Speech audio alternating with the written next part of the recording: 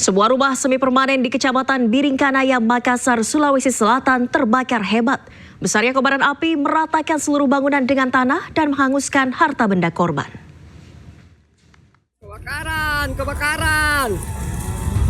Kebakaran di Dengkramang. Kebakaran besar melanda salah satu rumah milik warga di Kecamatan Biringkanaya, Makassar, Sulawesi Selatan, Senin siang. Peristiwa kebakaran ini sontak membuat warga panik dan berupaya memadamkan api dengan alat seadanya. Petugas pemadam kebakaran yang tiba di lokasi langsung berjibaku memadamkan api. Namun api baru bisa dipadamkan setelah 9 unit mobil pemadam kebakaran Kota Makassar diterjunkan. Naas, banyaknya material mudah terbakar serta tiupan angin kencang membuat api dengan cepat melahap seluruh bangunan rumah semi permanen ini hingga rata dengan tanah.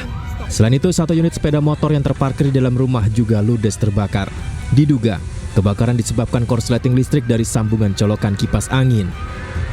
Pas dibuka kamarnya orang tua saya itu ternyata sudah besar apinya. Sudah besar api ya. Apinya itu sudah besar, mungkin kayaknya itu colokan. Karena kan bapak kebetulan pakai kipas angin kan, kipas angin itu. Oh, diduga api dari situ, Budi? Ya langsung api besar, memang dari situ asalnya karena langsung itu api besar. Jadi sudah tidak ada lagi yang bisa diselamatkan. Tidak ada korban jiwa dalam peristiwa kebakaran ini, namun seluruh bangunan dan harta benda termasuk 1 unit sepeda motor ludes terbakar. Sementara itu pihak kepolisian masih menyelidiki penyebab pasti terjadinya kebakaran. Dan pemirsa, kebakaran melanda Pasar Bintaro, Jakarta Selatan akibat korsleting listrik. Akibatnya 20 kios pedagang ludes dilalap api.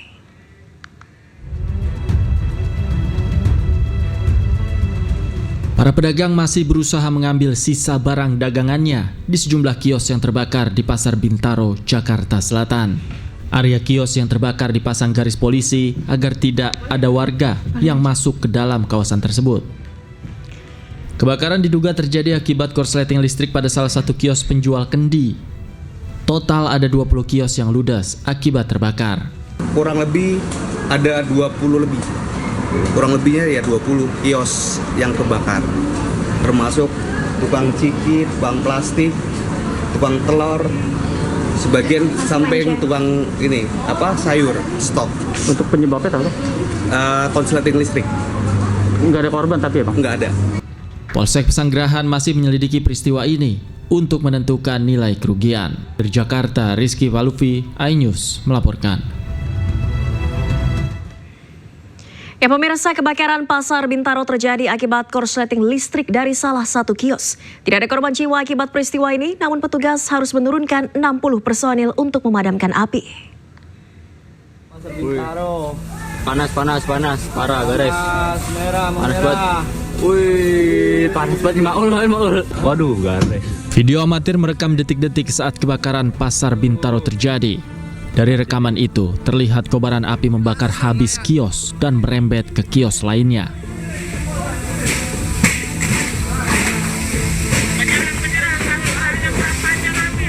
Total ada 20 kios di lantai 2 yang terbakar dan diduga berasal dari korsleting listrik. Petugas mengerahkan 60 personil dan 20 unit mobil damkar untuk memadamkan api. Benar terjadi kebakaran di lantai 2 di kios di Pasar Bintaro Permai ini. Ada berapa kios Pak yang terbakar, Pak? Kurang lebihnya sekitar 20 kios ya, 20 kios yang terbakar di lantai 2. Karena luasannya itu kisarannya sekitar 2,5 meter ya per kiosnya kisarannya itu. Nah, luasan areanya sekitar kurang lebihnya 60 meter persegi. Meski tidak ada korban akibat kebakaran, namun kerugian ditaksir mencapai miliaran rupiah. Dari Jakarta, Helmi Sajangbati, iNews melaporkan. Kita beralih ke informasi lainnya pemirsa. Tim pengamanan protokoler Kapolri mendatangi kantor media dan meminta maaf atas dugaan pemukulan kepada wartawan. Pemukulan diduga dilakukan oleh oknum ajudan Kapolri di Stasiun Tawang, Semarang, Jawa Tengah.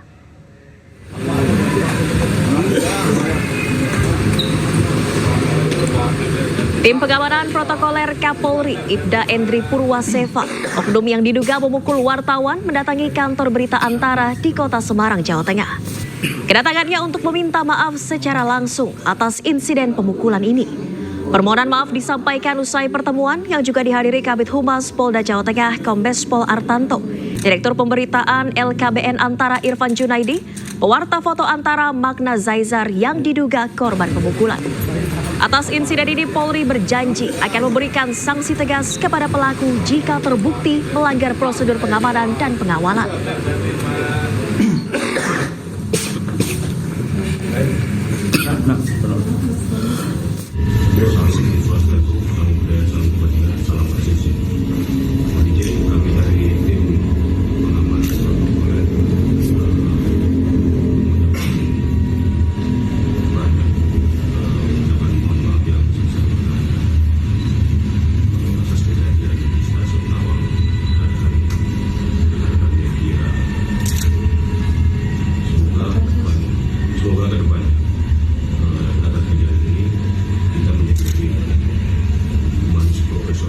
Dari Polda Jawa Tengah mewakili institusi Polri menyesalkan atas insiden ini yang seharusnya tidak perlu terjadi dan bisa dihindari.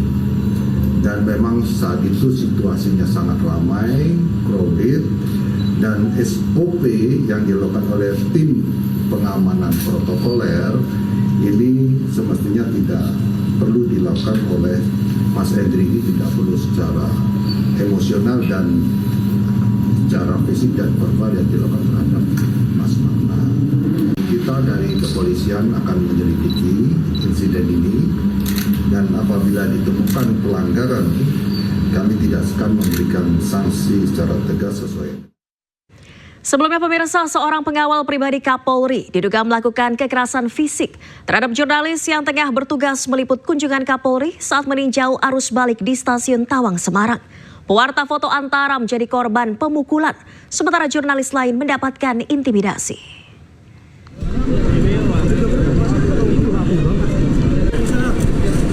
Suasana hangat berubah mencekam usai tim pengamanan Kapolri diduga melakukan intimidasi terhadap seorang jurnalis yang melakukan peliputan kegiatan Kapolri saat meninjau arus balik di stasiun Tawang, Semarang, Sabtu petang lalu. Saat itu Kapolri tengah menyapa penumpang difabel yang duduk di kursi roda.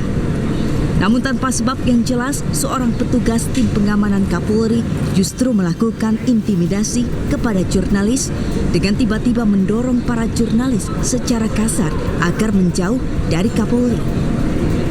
Tim pengamanan Kapolri tersebut juga berkata kasar dengan mengatakan, "Kalian pers saya tempeleng satu-satu." Atas kejadian tersebut, perwakilan Pewarta Foto Indonesia PFI Semarang menuntut pelaku kekerasan untuk meminta maaf serta mendesak Kapolri memberi sanksi tegas kepada oknum yang mencederai kebebasan pers. PFI dan PWI Jawa Tengah juga mendorong para korban kekerasan untuk melapor ke Polda Jawa Tengah. Dari Semarang, Jawa Tengah, Kristadi iNews melaporkan. Pemirsa, pantauan udara dilakukan Mabes Polri pada puncak arus balik Lebaran 2025 Senin siang tadi. Arus balik terpantau lancar, hanya ada sedikit kepadatan di eksit tol Cikopo.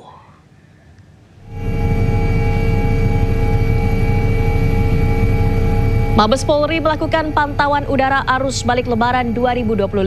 Pantauan dilakukan di beberapa titik rawan kemacetan, seperti tol Jakarta Cikampek.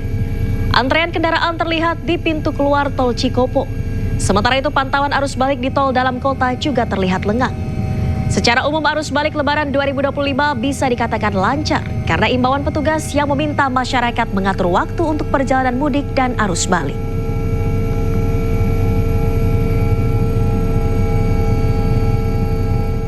Jadi untuk arus balik, alhamdulillah semua terpantau lancar dan terkendali. Hal ini terkait dengan himbauan kita kepada masyarakat untuk harus balik bertahap. Jadi sehingga efektif untuk baliknya ada mengatur waktu, tidak hanya fokus untuk satu hari tapi bisa terbagi dari beberapa hari untuk arus balik. Bisa kita lihat dari pantauan tadi di udara untuk dari tol Cikampek semua lancar terkendali berkat koordinasi kita dengan instansi terkait. Begitu juga dengan adanya patroli udara ini kita bisa menempatkan personil-personil di daerah-daerah rawan. Hal ini juga terbukti semuanya. Kita beralih ke informasi lainnya, pemirsa. Gubernur Jawa Barat Deddy Mulyadi menyindir Bupati Indramayu Luki Hakim yang tengah berlibur di Jepang. Sindiran tersebut disampaikan Deddy Mulyadi melalui akun media sosialnya.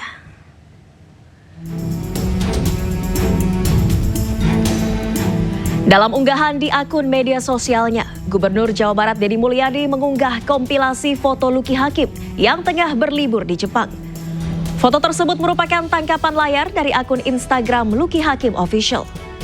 Deddy Mulyadi juga menyampaikan selamat berlibur ke Luki Hakim dan menyindir agar tidak pergi berlibur secara diam-diam. Terkait hal ini, tim redaksi iNews sudah menghubungi Bupati Indramayu Luki Hakim, namun hingga saat ini belum ada jawaban. Sementara itu, Wakil Menteri Dalam Negeri Bima Arya disebut akan memanggil Luki Hakim untuk dimintai keterangan.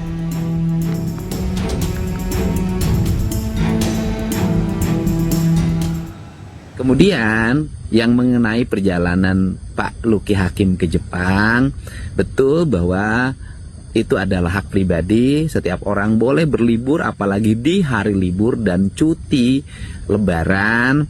Tetapi bahwa untuk gubernur, bupati, wali kota, wakil gubernur, wakil bupati, wakil wali kota, kalau melakukan perjalanan ke luar negeri harus mendapat izin dari Mendagri. Suratnya diajukan melalui Gubernur Jawa Barat. Jadi memang ada aturannya, dan kalau melanggar ya memang sanksinya agak berat ya, yaitu diberhentikan selama 3 bulan. Setelah itu nanti menjabat kembali. Nah, itu ketentuannya seperti itu. Ya, untuk itu mari kita bersama-sama saling menjaga, saling taat kepada ketentuan. Dan kalau komunikasi, tadi malam Pak Luki Hakim sudah berkomunikasi dengan saya dan dia menyampaikan permintaan maaf karena tidak mengajukan izin terlebih dahulu bepergian ke Jepang, dan itu dilakukan untuk memenuhi keinginan anak-anaknya. Saya pikir ya Pak Luki Hakim juga punya hak untuk bepergian ke luar negeri. Tetapi gimana ya, memang ada aturannya. Ya pemirsa, lantas bagaimana aturan dan sanksi bagi kepala daerah yang pergi ke luar negeri tanpa izin? Untuk membahasnya kami telah terhubung dengan Wakil Menteri Dalam Negeri Bima Arya Sugiarto. Selamat sore, Assalamualaikum Mas Bima. Sore, Waalaikumsalam warahmatullahi wabarakatuh. Ya Mas Bima, ini sebelumnya berarti Bupati Indramayu Luki Hakim sama sekali tidak meminta izin ke Kementerian Dalam Negeri? Kami sudah cek ke bagian fasilitas kerjasama Kemendagri, tidak ada ajuan untuk perjalanan dinas ke luar negeri dari Bupati Indramayu. Padahal semestinya kepala daerah itu mengajukan permohonan izin walaupun dalam masa-masa liburan dengan alasan apapun, semua kepala daerah tanpa terkecuali wajib mengajukan permohonan izin. Biasanya dilakukan 1 bulan sebelum perjalanan ke luar negeri. Baik, tapi untuk perizinan ini apakah biasanya akan langsung diizinkan atau ada urgensi tertentu untuk bisa diizinkan pergi ke luar negeri selama periode libur panjang ini, Mas Bima? Ya, tentu ada pertimbangan untuk memberikan izin atau tidak, begitu ya. Urgensinya seperti apa? Biasanya yang diizinkan itu kalau untuk berobat, untuk pendidikan gitu ya, untuk hal-hal yang darurat itu bisa.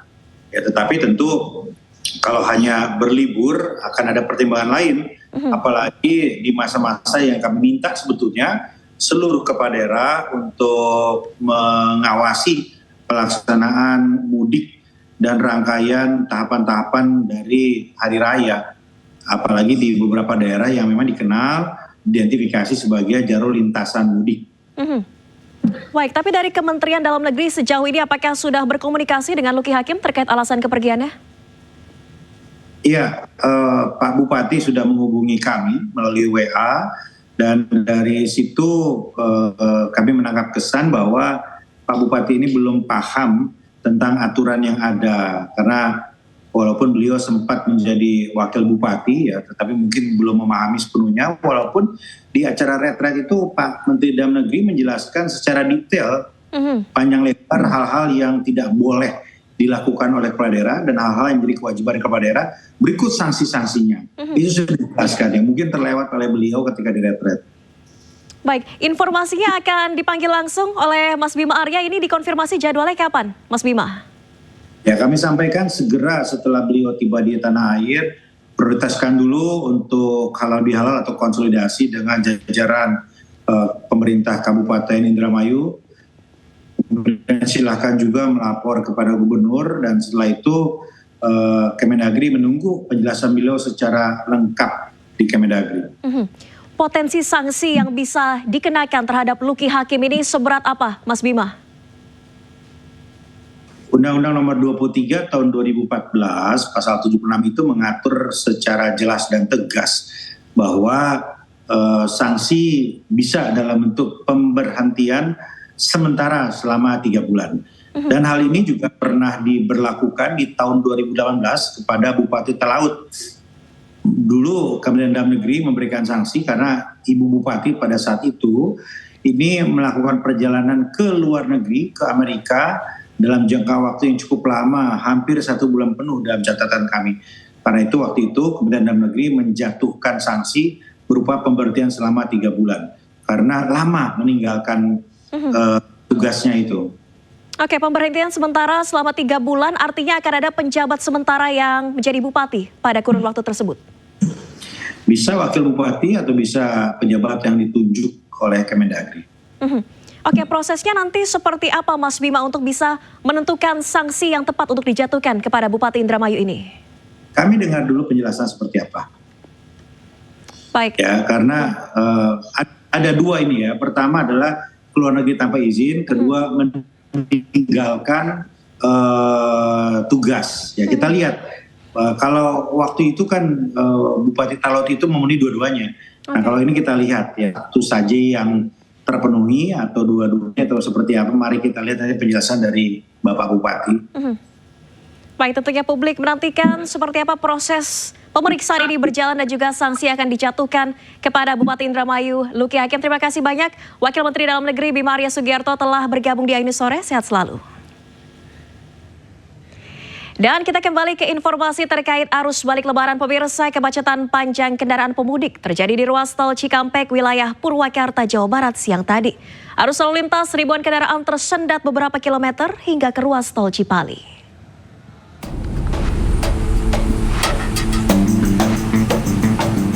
Kemacetan panjang terjadi di ruas tol Cikampek tepatnya di kilometer 72 wilayah Cikopo, Purwakarta dari arah Cirebon menuju Jakarta pada Senin siang. Ribuan kendaraan yang didominasi kendaraan pribadi bernomor polisi wilayah Jabodetabek terjebak macet hingga beberapa kilometer. Arus lalu lintas kendaraan tersendat hingga hanya bisa melintas dengan kecepatan rendah di bawah 20 km per jam. Banyaknya kendaraan besar seperti bus angkutan umum dan truk juga semakin memperparah kemacetan. Titik kemacetan panjang ini terjadi dari gerbang tol Cikampek Utama hingga tembus ke ruas tol Cipali.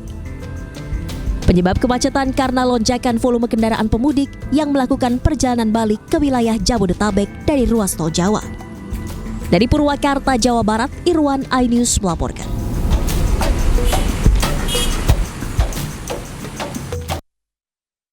Dan kita akan pantau situasi terkini arus balik lebaran 2025 dari sejumlah titik pemirsa. Kami telah terhubung dengan rekan Salam Rahmat di gerbang tol Cikampek Utama Karawang dan juga rekan Hamzah Sibuan di Jalan Lingkar Gentong Tasikmalaya, Jawa Barat.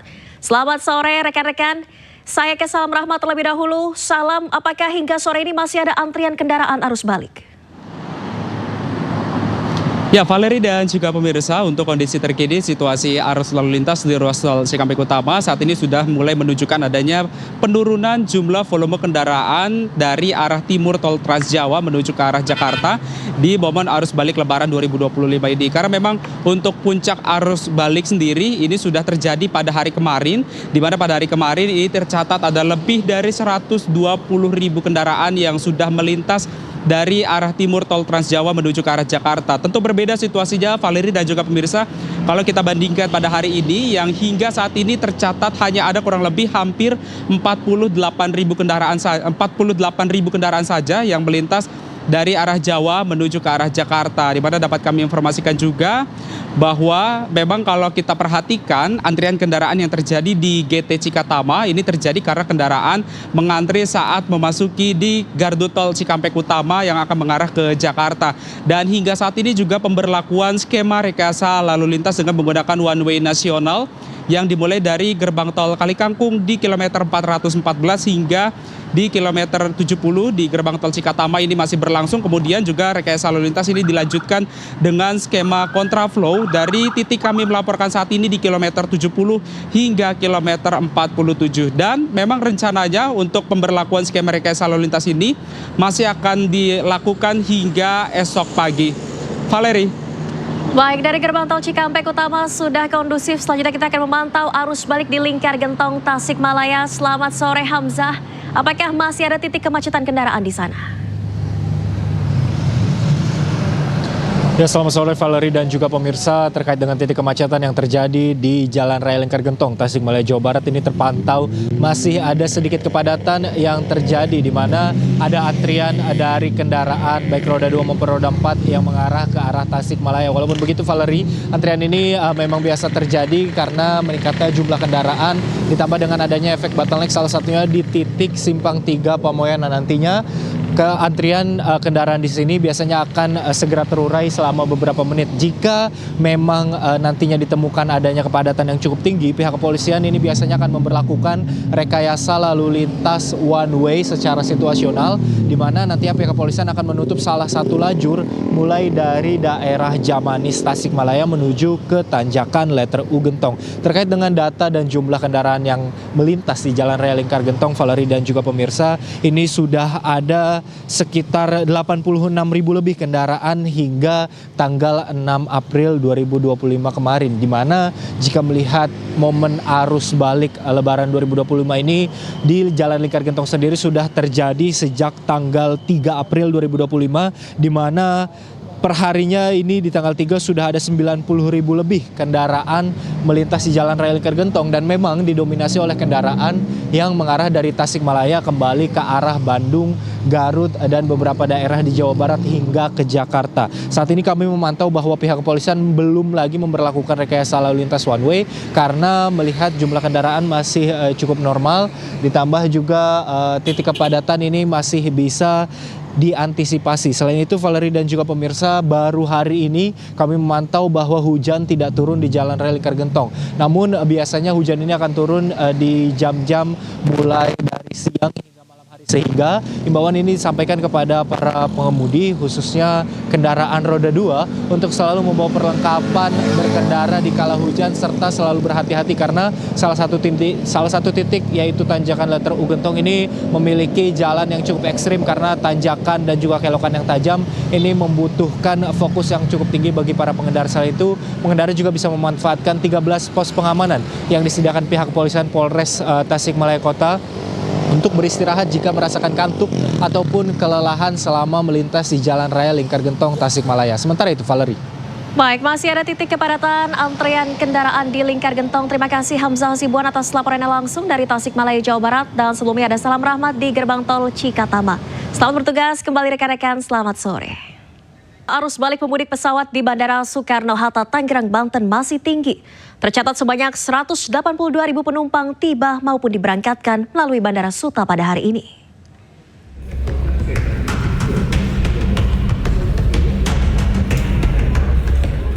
Sepekan pasca Lebaran, pergerakan penumpang pesawat yang kembali ke kota asal usai melakukan perjalanan mudik Lebaran melalui Bandara Soekarno-Hatta, Tangerang, Banten masih tinggi. Kepadatan penumpang terjadi di area pintu kedatangan Terminal 1A Bandara Suta hingga Senin siang. Kebanyakan penumpang merupakan rombongan keluarga yang kembali ke kota asal usai menikmati libur panjang dan pulang kampung untuk merayakan Lebaran. Meski pergerakan penumpang masih tinggi, namun puncak arus balik di Bandara Suta telah terjadi pada hari Minggu. Dengan total 193.000 penumpang yang tiba maupun diberangkatkan dari bandara ini, atau naik sebanyak 32% jika dibandingkan hari biasa. Sementara untuk hari Senin diprediksi pergerakan penumpang mencapai 182.467 penumpang, dengan rincian 96.000 kedatangan penumpang dan 86.000 penumpang yang diberangkatkan. Sementara pergerakan pesawat mencapai 1.097 penerbangan. Hari libur terakhir cuti angkutan lebaran ini kan di Minggu dan Senin hari ini. Tentunya penerbangan juga para penumpang mungkin terbagi dua ya. Ada yang kemarin gitu secara angkanya dia puncak karena dia butuh istirahat di hari Senin. Namun kesempatan terakhir mungkin hari ini, sehingga hari ini juga kita masih prediksi angkanya cukup tinggi, sekitar 182.000 yang akan lewat penerbangan. Mayoritas pemudik pesawat di Bandara Suta tiba dari sejumlah kota besar, di antaranya Denpasar, Medan, Surabaya, dan Makassar untuk rute domestik. Sementara untuk rute internasional, yaitu dari Singapura, Malaysia, dan Arab Saudi. Pengelola Bandara Suta mengimbau penumpang agar selalu berhati-hati dalam menjaga barang bawaannya, agar tidak tertinggal maupun tertukar saat di area bagasi. Dari Tangerang, Banten, Hasnugara, iNews melaporkan. Dan pemirsa, arus balik pemudik kapal di Pelabuhan Bakauheni, Lampung juga masih tinggi, namun berangsur kondusif. Puncak arus balik pemudik ke Pulau Jawa sudah terlewati pada Minggu malam tadi.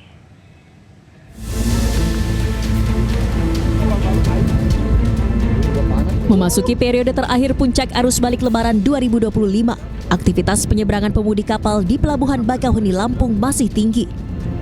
Hingga Senin siang, kepadatan calon penumpang yang akan menyeberang kembali ke Pulau Jawa masih terlihat di area pintu masuk pelabuhan, terutama di jalur kendaraan roda 4. Meski demikian, kepadatan pemudik dapat terurai dengan baik dan situasi di titik antrean masuk kapal tetap kondusif. Puncak arus balik pemudik di Pelabuhan Bakauheni, Lampung sudah terjadi pada Minggu malam, dengan jumlah kendaraan yang menyeberang ke Pelabuhan Merak sebanyak 35.000 kendaraan. Dan kemarin sampai malam tadi itu adalah puncak yang lumayan terjadi kenaikan dibandingkan dengan hari sebelumnya. Tercatat dari hasil reservasi dan boarding para penumpang dan pengendara, khususnya pengendara itu tercatat 42.201 kendaraan. Gitu. Jadi puncaknya adalah sebetulnya malam tadi terjadi kenaikan signifikan dari yang sebelumnya itu sekitar 35.000 kendaraan. Gitu. Karena situasi penyeberangan pemudik ke Pulau Jawa sudah berangsur kondusif, skema pengaturan yang tadinya diberlakukan seperti delaying system maupun buffer zone telah dihentikan.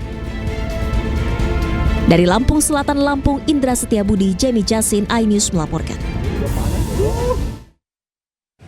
Dan pemirsa, kita akan kembali memantau situasi terkini arus balik Lebaran 2025 dari sejumlah titik. Selengkapnya kami telah terhubung dengan rekan Syahreza Zanski di Pelabuhan Bakauheni, Lampung, serta Ayah Nufus di Stasiun Pasar Senen, Jakarta.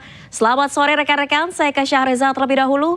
Syahreza, apakah hingga sore ini masih ada antrian penumpang yang akan menyeberang ke Pulau Jawa? Iya, Valeri dan juga pemirsa, sore kali ini di Pelabuhan Bakauheni terpantau tidak ada antrian satu ataupun dua kendaraan pun yang ingin melakukan penyeberangan dari Pelabuhan Bakauheni menuju ke Merak di situasi arus balik kali ini. Dan memang ini berbeda, Valeri, jika dibandingkan dengan hari-hari sebelumnya. Memang puncak arus balik itu terjadi pada Sabtu malam dan juga Minggu malam, namun pada hari ini sudah mulai begitu landai, artinya pergerakan kendaraan sudah tidak tampak signifikan, khususnya kendaraan pribadi roda 4, roda 2 dan juga kendaraan seperti bis dan juga travel. Namun jika melihat dari data terakhir per 7 April 12 jam tentunya ada sekitar 75.000 penumpang yang sudah diseberangkan dari Pulau Sumatera menuju ke Jawa. Sementara untuk periode yang sama ada 17.000 kendaraan yang sudah diseberangkan juga dari Sumatera ke Jawa. Memang sudah mengalami penurunan, Valeri dan juga pemirsa, jika dibandingkan dengan pada Minggu malam yang mencapai puncaknya, dan memang masih ada sekitar 336.000 penumpang yang belum diseberangkan hingga data per 6 April tentunya, dan sudah belum ada dan masih ada 61.000 kendaraan yang belum diseberangkan juga oleh pihak ASDP. Dan ini menarik, Valeri, kami masih menunggu apakah nanti kepadatan akan terjadi pada malam hari ataupun pada subuh esok hari. Namun pada sore kali ini terpantau landai dan tidak ada kendaraan yang mengular hingga 10 baris seperti hari-hari sebelumnya. Valeri. Baik, dari Pelabuhan Bakauheni kita bergeser ke Stasiun Pasar Senen, Jakarta. Selamat sore, Ayah. Bagaimana dengan arus balik pemudik kereta hingga saat ini? Ya, sore Valeri dan juga pemirsa, H+7 Lebaran untuk arus balik 2025 ini di Stasiun Pasar Senen memang masih terus bergulir.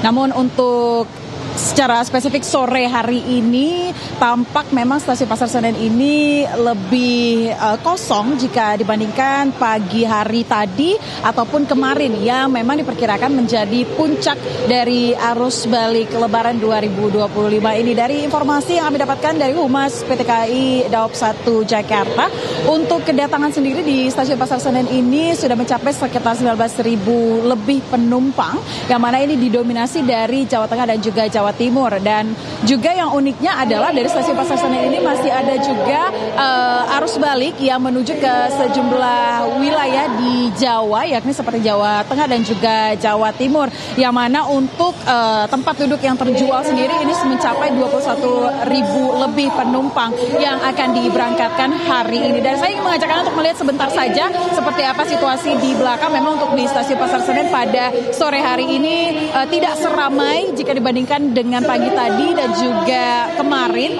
Valeri dan juga pemirsa. Jika kemarin untuk angka tepatnya adalah sekitar 19.600 lebih, namun hari ini yang datang adalah sekitar 19.020-an lebih penumpang yang tiba. Ini mana ini artinya okupansinya mencapai 78%. Dan memang untuk pantauan kami di Stasiun Pasar Senen ini sendiri, bahkan di tempat tunggu untuk berangkatan sendiri ini sudah mulai kosong juga, tidak sepenuh jika dibandingkan pagi dan juga kemarin. Kemudian juga di pintu kedatangan ini juga tidak sepadat pagi hari tadi dari pantauan kami. Namun untuk tiket sendiri, untuk keberangkatan sendiri maksud kami, ini masih ada keberangkatan terakhir dari Stasiun Pasar Senen, yang mana dari data yang kami lihat di layar terakhir adalah pukul 12:30 dini hari nanti. Baik, arus balik Lebaran dari stasiun dan pelabuhan sudah berangsur kondusif. Terima kasih Ayah Nufus atas laporannya dari Stasiun Pasar Senen Jakarta. Dan sebelumnya ada Syahriza Zanski di Pelabuhan Bakauheni Lampung. Selamat bertugas kembali rekan-rekan. Pemirsa, para penyapu uang koin di jalur Pantura Kabupaten Indramayu kocar-kacir saat dibubarkan aparat kepolisian karena dinilai membahayakan pengendara. Petugas menyita puluhan sapu ranting yang digunakan penyapu saat berebut uang yang dilemparkan pemudik.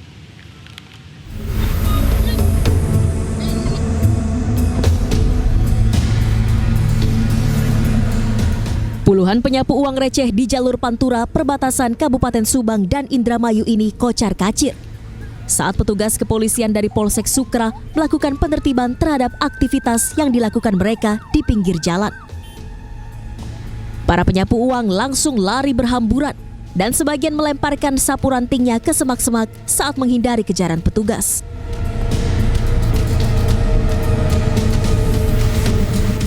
Petugas kepolisian pun memungut puluhan sapu untuk disita agar tidak digunakan lagi oleh penyapu uang di jalur Pantura.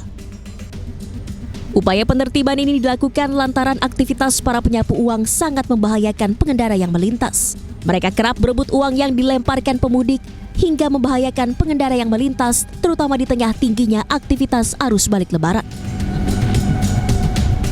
Mengimbau kepada pengais koin yang ada di wilayah hukum Kecamatan Sukra agar segera tidak melaksanakan kegiatan tersebut karena mengganggu keamanan pemudik, baik yang pemudik lokal maupun yang kembali ke Jakarta. Upaya tindakan tegas selanjutnya akan diterapkan petugas kepolisian jika para penyapu uang di jalur Pantura kembali melakukan aktivitas yang membahayakan. Dari Indramayu, Jawa Barat, Toy Iskandar, iNews melaporkan. Dan pemirsa, untuk mengetahui situasi terkini pantauan arus balik Lebaran 2025 dari beberapa titik, kami telah terhubung dengan rekan Salam Rahmat di gerbang tol Cikampek Utama Karawang. Kemudian ada Hendri Aprila di rest area kilometer 208B ruas tol Palimanan Cirebon. Dan Hamzah Hasibuan di Jalan Lingkar Gentong Tasikmalaya, Jawa Barat. Selamat sore rekan-rekan, saya akan ke Salam Rahmat terlebih dahulu. Selamat sore Salam. Bagaimana pantauan arus balik di tempat Anda saat ini? Ya Kevin dan juga pemirsa, untuk kondisi terkini situasi arus lalu lintas di ruas tol Cikampek Utama saat ini terpantau ramai lancar dan sudah menunjukkan adanya penurunan jumlah volume kendaraan yang melintas dari arah timur tol Trans Jawa menuju ke arah Jakarta di momen arus balik Lebaran 2025 ini. Karena memang untuk puncak arus balik sendiri ini sudah terjadi pada hari kemarin. Di mana pada hari kemarin ini tercatat ada lebih dari 120.000 kendaraan yang sudah melintas dari arah timur di tol Jawa menuju ke arah Jakarta di momen arus balik. Tentu berbeda situasinya memang kalau kita bandingkan pada hari ini, di mana hingga saat ini tercatat hanya ada kurang lebih 51.000 kendaraan yang melintas di momen arus balik pada hari ini. Dan memang dapat kami informasikan juga kepada Anda, Kevin, dan juga pemirsa, bahwa kalau dari pantauan kami di lapangan maupun juga terlihat di layar televisi, bahwa antrian kendaraan yang terlihat ini merupakan antrian kendaraan ketika memasuki di pintu gardu tol Cikampek Utama 2 yang akan mengarah ke Jakarta. Dan dapat kami informasikan juga bahwa memang saat ini juga masih diterapkan skema rekayasa lalu lintas berupa one way nasional yang dimulai dari gerbang tol Kalikangkung di kilometer 414 hingga di gerbang tol Cikatama di kilometer 70. Kemudian rekayasa lalu lintas juga dilanjutkan dari titik kami melaporkan saat ini di kilometer 70 hingga kilometer 47. Ini diberlakukan rekayasa lalu lintas berupa kontraflow yang diharapkan ini bisa mengurai kepadatan lalu lintas yang akan menuju ke Jakarta di momen arus balik Lebaran 2025 ini. Dan tadi juga kalau kita dengarkan secara seksama begitu dari pernyataan Kakor Lantas Polri, Irjen Agus Suryonugroho, juga tadi sudah menyebut bahwa memang untuk skema rekayasa lalu lintas ini nantinya akan bersifat situasional, bahkan bukan tidak mungkin memang kalau kita bandingkan begitu pernyataan ataupun juga informasi yang kami dapatkan bahwa rencana awal untuk pemberhentian dari skema rekayasa lalu lintas ini akan dihentikan pada hari esok, namun bukan tidak mungkin nantinya pada hari ini akan ditutup untuk skema rekayasa lalu lintas tersebut jika nantinya volume kendaraan ini menunjukkan sudah mengalami penurunan secara signifikan. Kevin. Baik, situasi sudah mulai mengalami penurunan pemudik di gerbang tol Cikatama. Selanjutnya kita akan pantau bagaimana pantauan arus balik di gerbang tol Palimanan. Ada rekan Henry Aprila di sana. Selamat sore Henry, silakan dengan laporan Anda. Ya Kevin, selamat sore menjelang malam. Kalau dilihat kondisinya ini sejak tadi pagi sampai dengan sore menjelang malam hari. Kami lihat ini di ruas tol Palimanan Kanci, tepatnya di kilometer 208. Kami lihat ini tidak menunjukkan peningkatan maupun adanya kepadatan ataupun keramaian kendaraan yang terjadi. Karena kalau kami lihat sejak tadi pagi sampai dengan sore hari ini, kendaraan yang melintas bisa dikatakan kondusif dan juga lancar. Bahkan juru kamera kami ini Andri Setiawan akan menunjukkan visual terkini di mana arus lalu lintas di kilometer 208 ini masih didominasi oleh kendaraan-kendaraan pribadi dengan plat B, yang mana ini tandanya masyarakat hendak kembali ke kawasan Jabodetabek. Yang kemudian memang kalau prediksi dari puncak arus balik ini diprediksi pada tanggal 6 kemarin, yang tandanya ini sudah 1 hari setelah puncak arus mudik. Kalau kami lihat pun ini kendaraan memang dengan kecepatan 90 sampai dengan 80 km per jamnya, yang tandanya kepadatan maupun ketersendatan kendaraan ini tidak terjadi. Informasi lain yang kami dapat sampaikan Kevin dan juga pemirsa, bahwa kalau situasi di pintu masuk ataupun di rest area kilometer 208B Palimanan Kanci terpantau lenggang dan juga tidak adanya kepadatan kendaraan, karena mengingat untuk kapasitasnya sendiri ini hanya mencangkup sebanyak 200 sampai dengan 300 kendaraan saja dengan maksimum waktu selama 30 menit per setiap kendaraan. Kemudian juga selain itu, ada pun informasi yang juga kami dapat sampaikan bahwa dari pihak kepolisian pun juga telah menyediakan sejumlah pos-pos. Salah satunya adalah pos pelayanan, kemudian juga pos kesehatan untuk para pemudik yang telah balik untuk ke kawasan Jakarta. Yang tandanya juga untuk pihak Jasa Marga pun juga telah terus menghimbau kepada masyarakat yang hendak kembali ke kawasan Jakarta setelah dari Jawa Tengah, kemudian Jawa Timur, untuk memperhatikan saldo e-tol dan juga kesehatan dan juga kondisi fisik secara prima. Kevin. Gerbang tol Palimanan terpantau ramai lancar dan tidak ada kepadatan kendaraan di sana. Selanjutnya kita akan pantau bagaimana situasi di Jalan Lingkar Gentong, Tasikmalaya, Jawa Barat. Sudah ada rekan Hamzah Hasibuan di sana. Selamat sore Hamzah, silakan dengan laporan Anda. Ya, selamat sore Kevin dan juga pemirsa. Kondisi arus lalu lintas di Jalan Raya Lingkar Gentong ini terpantau ramai lancar setelah sebelumnya ditemukan adanya kepadatan dan antrian kendaraan yang terjadi di Jalan Raya Lingkar Gentong.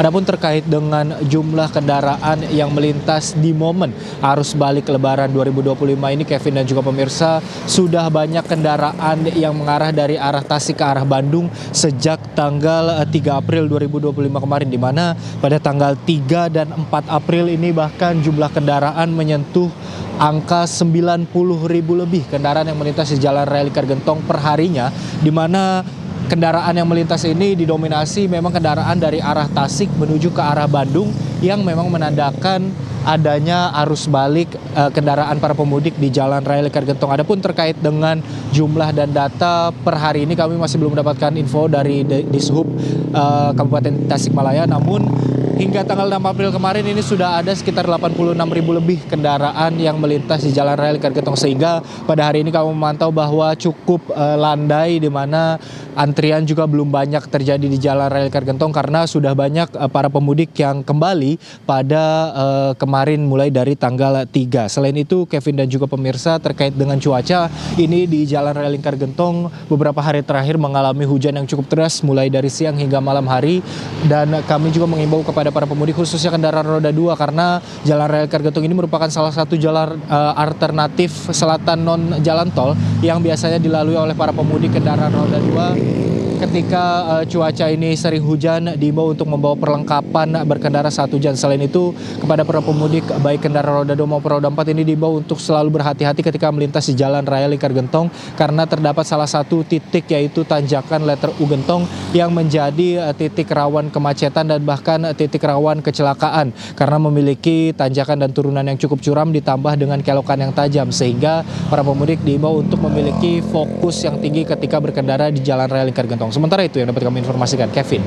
Baik, dari Jalan Lingkar Gentong, Tasikmalaya, Jawa Barat juga terpantau lancar, bahkan cenderung sepi di sana. Terima kasih rekan Hamzah Hasibuan melaporkan langsung dari Lingkar Gentong, Tasikmalaya, Jawa Barat. Sebelumnya ada rekan Hendri Aprila dari gerbang tol Palimanan Cirebon, dan tadi juga ada Salam Rahmat dari gerbang tol Cikatama Karawang, Jawa Barat.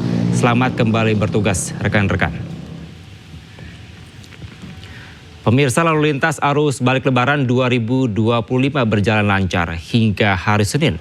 Ada 1,6 juta kendaraan yang kembali masuk ke Jakarta. Jadi kami laporkan update terakhir arus balik tanggal 7, jumlah yang sudah masuk ke arah Jakarta itu hampir 1.600.000. Jadi sudah hampir 70%. Ini informasi dari Jasa Marga. Maka dari itu kami sampaikan kepada rekan-rekan bahwa perintah Bapak Kapolri, operasi ketupat khususnya arus balik ini harus melayani secara ikhlas, baik dari stakeholder, ada Jasa Raharja, Jasa Marga, Kementerian Perhubungan. Oleh sebab itu tata kelola khususnya arus balik sudah kita optimalkan dengan koordinasi stakeholder. Hari ini masih kita berlakukan one way nasional arah balik. Jadi nanti akan kita evaluasi apakah akan kita hentikan hari ini atau mungkin besok. Nanti kita akan kolaborasi lagi, mungkin sore kami akan meeting lagi, nanti akan melihat traffic yang tersisa yang belum masuk ke Jakarta. Oke, kemudian berarti puncak arus balik sudah terlewati? Puncak arus balik setelah kita identifikasi traffic counting itu tanggal 5. Jadi tanggal 5 puncak arus balik, tanggal 6 kemarin juga cukup banyak, tetapi puncaknya adalah tanggal 5 kemarin, sudah kita lewati. Evaluasi untuk arus mudik dan arus balik seperti apa? Evaluasi arus mudik arus balik pada umumnya berjalan dengan baik. Justru pada saat arus balik ini menjadi concern Bapak Kapolri, sehingga ada penambahan personil, ada penebalan personil, termasuk melibatkan personil-personil dari Jasa Raharja yang tergelar di jalan, penambahan personil dari Jasa Marga, termasuk juga dari kementerian. Dalam rangka tentunya memaksimalkan mungkin kita melayani masyarakat, sehingga arus balik ini kondisinya sudah capek, sudah lama berliburan, sehingga Pemirsa, arus balik pemudik kapal di Pelabuhan Bakauheni Lampung masih tinggi namun berangsur kondusif. Puncak arus balik pemudik ke Pulau Jawa sudah terlewati pada Minggu malam.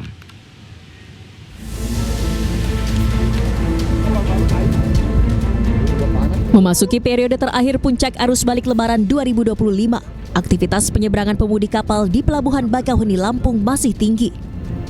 Hingga Senin siang, kepadatan calon penumpang yang akan menyeberang kembali ke Pulau Jawa masih terlihat di area pintu masuk pelabuhan, terutama di jalur kendaraan roda 4. Meski demikian, kepadatan pemudik dapat terurai dengan baik dan situasi di titik antrean masuk kapal tetap kondusif. Puncak arus balik pemudik di Pelabuhan Bakauheni Lampung sudah terjadi pada Minggu malam, dengan jumlah kendaraan yang menyeberang ke Pelabuhan Merak sebanyak 35.000 kendaraan. Dan kemarin sampai malam tadi itu adalah puncak yang lumayan terjadi kenaikan dibandingkan dengan hari sebelumnya. Tercatat dari hasil reservasi dan boarding para penumpang dan pengendara, khususnya pengendara itu tercatat 42.201 kendaraan. Gitu. Jadi puncaknya adalah sebetulnya malam tadi terjadi kenaikan signifikan dari yang sebelumnya itu sekitar 35.000 kendaraan. Gitu. Karena situasi penyeberangan pemudik ke Pulau Jawa sudah berangsur kondusif, skema pengaturan yang tadinya diberlakukan seperti delaying system maupun buffer zone telah dihentikan. Dari Lampung Selatan, Lampung, Indra Setiabudi, Jamie Jasin, iNews melaporkan. Terima kasih Anda masih di iNews Sore. Pemirsa, Presiden Prabowo Subianto menghadiri kegiatan panen raya di Majalengka, Jawa Barat. Dalam kegiatan ini, Presiden memberikan semangat untuk para petani di seluruh Indonesia.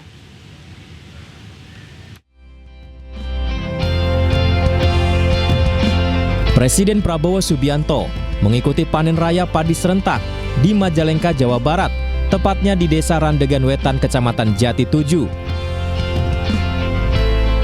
Agenda panen raya ini dilakukan bersama petani dari 14 provinsi. Menariknya, Presiden Prabowo naik traktor mengikuti panen raya padi serentak, di mana Presiden mengendarai sendiri traktor tersebut.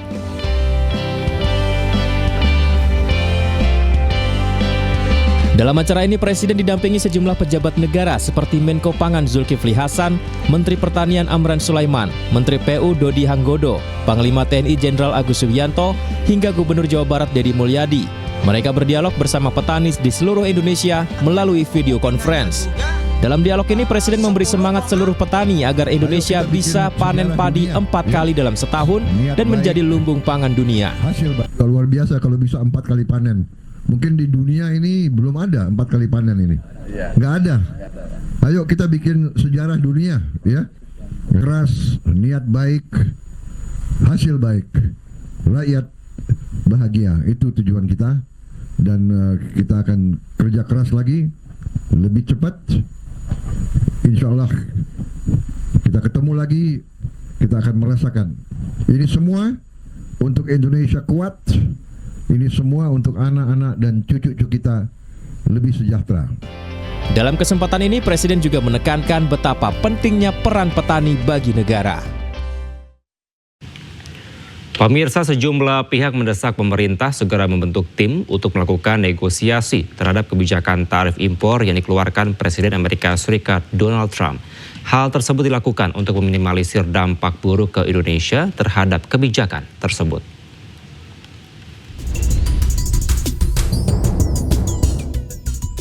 Presiden Amerika Serikat Donald Trump mengumumkan tarif baru sebesar 10% untuk barang impor yang masuk ke Amerika Serikat, dengan tambahan tarif lebih tinggi terhadap negara tertentu, salah satunya Indonesia yang terdampak tarif impor 32%. Tarif 32% ini merupakan timbal balik dari kebijakan Indonesia yang mengenakan tarif 64% bagi barang-barang asal Amerika Serikat yang masuk Indonesia. My fellow Americans, this is Liberation Day, waiting for a long time. April 2nd, 2025 will forever be remembered as the day American industry was reborn, the day America's destiny was reclaimed, and the day that we began to make America wealthy again. We're going to make it wealthy, good and wealthy. And today we're standing up for the American worker, and we are finally putting America first. Untuk memperkecil dampak tarif impor yang diberlakukan pemerintah Amerika Serikat, ekonom mengingatkan agar pemerintah memperluas jaringan impor dan tidak tergantung dengan Amerika Serikat. Dalam jangka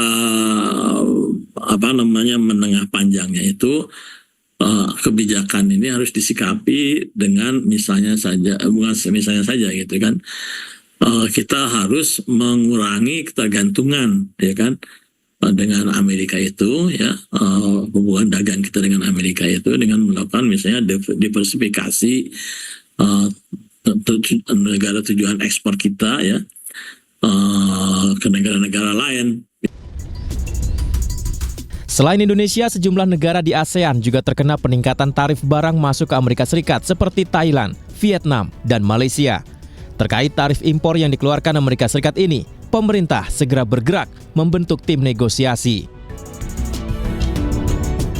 Penerapan tarif ini tentunya bagi Indonesia ada beberapa sektor utama yang terkena, yaitu food and apparel, karena itu juga menjadi andalan ekspor Indonesia. Tadi suara dari Apindo maupun Persepatuan juga kami dengar. Dan namun kompetitor kita di sektor ini, apakah itu China, Bangladesh, Vietnam, Kamboja, itu biaya masuknya di atas kita. Jadi itu juga menjadi pertimbangan, shifting produk itu juga kita perhatikan.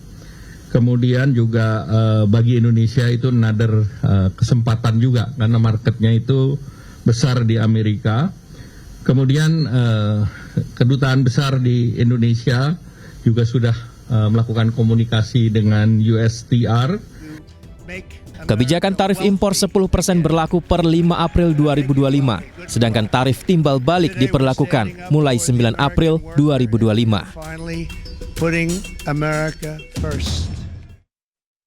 Sementara Presiden Prabowo Subianto menyebut Indonesia tidak takut akan perang dagang.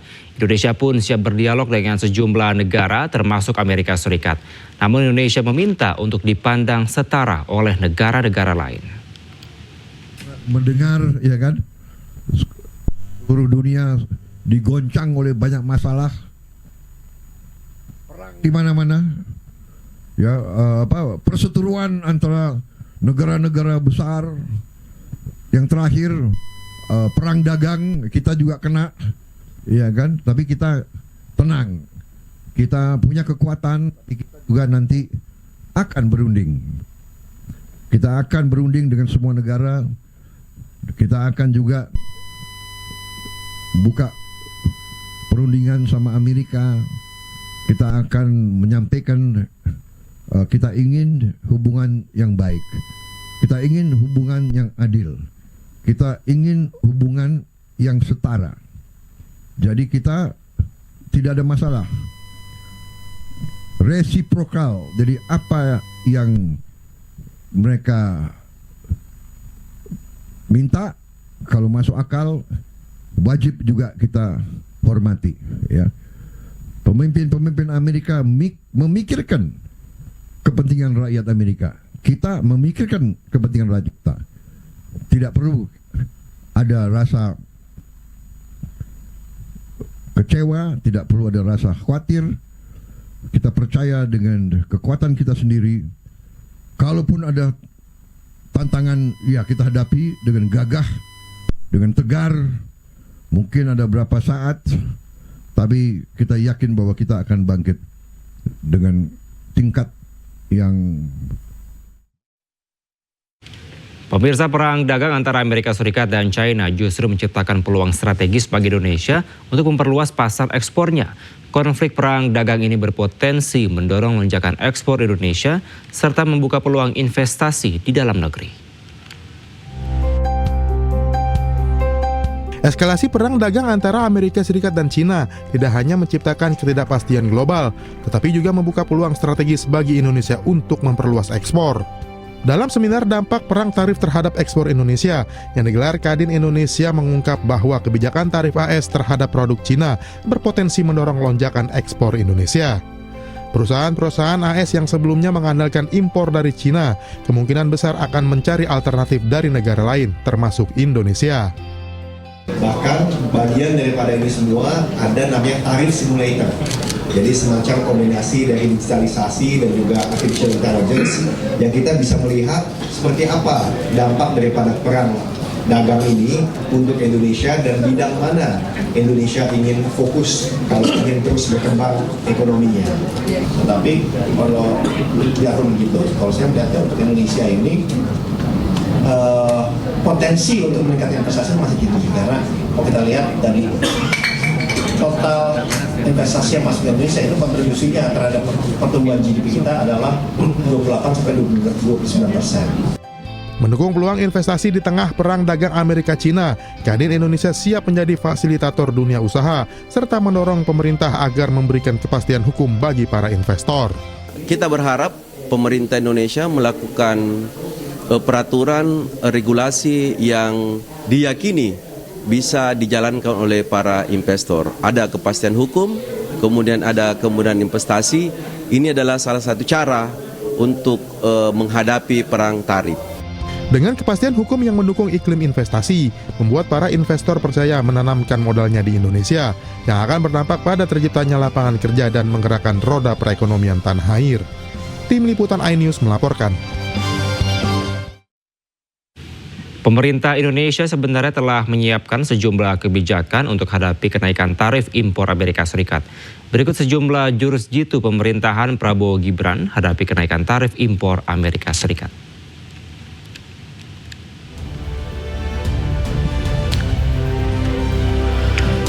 Pertama, Indonesia mengambil langkah perluasan perdagangan. Langkah ini diambil dengan cara menjadi anggota BRICS pada 6 Januari 2025. Anggota BRICS adalah Brazil, Rusia, India, China, dan Afrika Selatan. Tidak hanya BRICS, Indonesia juga menjalin kerjasama multilateral dengan negara-negara yang tergabung dalam Regional Comprehensive Economic Partnership. Ada 10 negara ASEAN yang tergabung di dalamnya serta 5 negara mitra, yaitu China, Jepang, Korea Selatan, Australia, dan Selandia Baru. Indonesia juga sudah menjadi negara aksesi OECD bersama dengan Argentina, Brasil, Bulgaria, Kroasia, Peru, dan Rumania. Indonesia juga terus memperluas pembahasan perjanjian dagang dengan Asia Pasifik, Uni Eropa, dan Eurasia.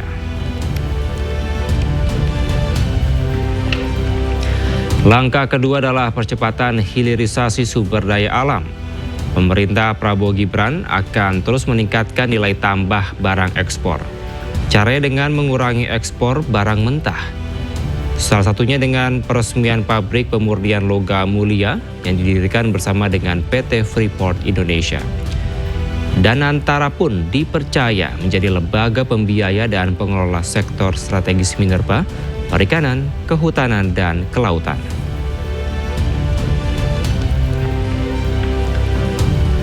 Langkah terakhir adalah dengan penguatan konsumsi domestik dan program sosial.